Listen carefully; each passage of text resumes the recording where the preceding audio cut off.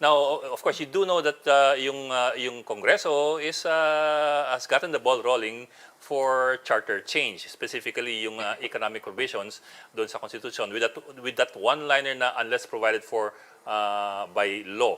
Anong pananaw ng IBON doon? Will that help if you loosen the restrictions on the 60-40, for example, on investments from abroad? How does that go? Well, una-una, it's amazing actually how opportunistic the government is for pushing its pet bills, no?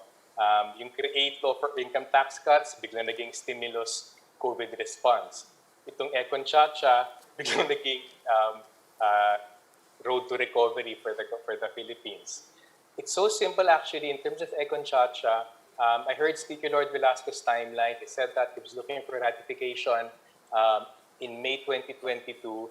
If ratification is on May 2022, even the first centavo or the first dollar of foreign investment won't come in for months or years after that. So any sort of connection between COVID response, recovery, and Econ Chacha, that's completely meaningless. It's so much bunk. And again, I've seen so many absurd claims na may pseudoscientific rigor. They have estimates of so many billions of dollars in investments and so many billions of jobs created.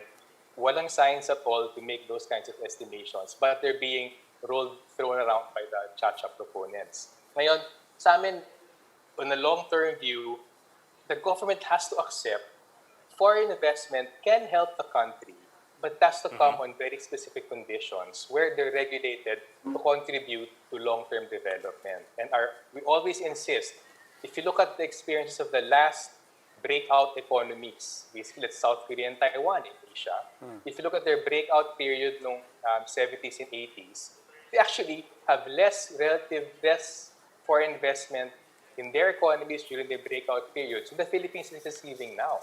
And actually, in the early 1970s, the Philippines, South Korea, and Taiwan, itong breakout period ng South Korea and Taiwan, they had more or less the same amount of foreign investment. So this parang intuitive gut feel na more capital, more foreign investment, that's going to lead to development. It's completely debunked by the last experience of industrial development in Asia, South Korea, and Taiwan. And I would argue, it's a negative example sa Philippines. We've had billions of dollars in foreign investment since the 1980s. Marami dyan have gone into electronics through Intel, shipbuilding through Hanjin, natural gas development through Malampaya. But at the end of it, after decades of this investment, wala tayong Filipino electronics industry, wala tayong Filipino shipbuilding industry, wala tayong Filipino natural gas industry because they're just here to make a profit. And if you don't regulate them to contribute to local productivity, local science and technology, local capacity, they'll pack up and leave, like Intel did a few years ago, leaving nothing in the Philippines. Okay, so if it's not foreign ownership or foreign investment even that triggered or fueled the breakout for those countries, what is it? Can you boil it down to a simple formula?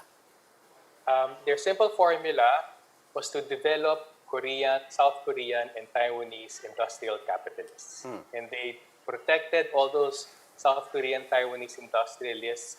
They protected the economy. They gave subsidies.